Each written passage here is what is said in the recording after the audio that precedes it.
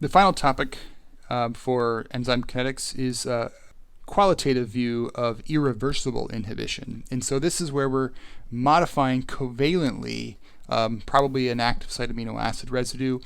And from our perspective, this could be beneficial in the case of, say, aspirin, but it could be harmful as well. There are certain toxins and things like that that could damage our proteins. So I'll point out that many amino acid side chains are nucleophiles, so think of serine or aspartate. And so it is, in fact, electrophilic compounds that can modify them. And so I want to take the example of aspirin. If you remember back to our lipids and membranes lecture, we talked about arachidonic acid and how the COX enzymes convert that into PGH2, which is involved in things like, pain and fever, those sorts of things. Well, what aspirin does is it covalently modifies that COX enzyme. And so if you remember the structure of aspirin, you've probably seen it before. Looks like this. It has a carboxylate group attached to a phenyl ring, which then has this acetyl group here, like that.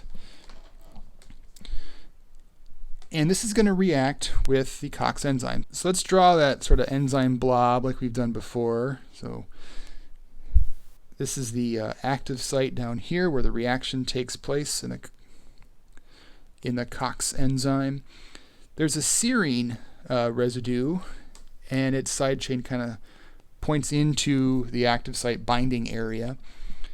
And this serine residue ends up attacking that carbonyl carbon like that. And so the next panel would look like this, where we have now liberated, again, we're not showing a mechanism here, I'm just kind of giving the general idea of what's happening here. Now this becomes an alcohol, and that acetyl group now,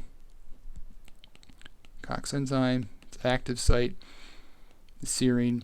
So now this is covalently modified to have that acetyl group. So we've acetylated the serine, and this physically blocks that active site channel right here. And there's no way that the normal arachidonic acid can fit in there and the reaction can occur.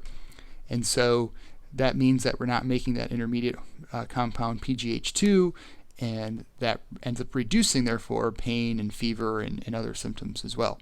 So that's a beneficial, helpful thing that irreversible covalent enzyme inhibition can do.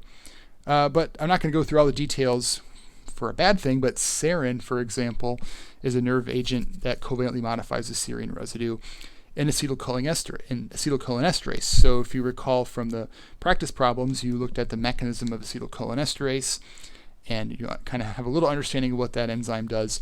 See if you can figure out what this structure would do and exactly how would that block acetylcholinesterase.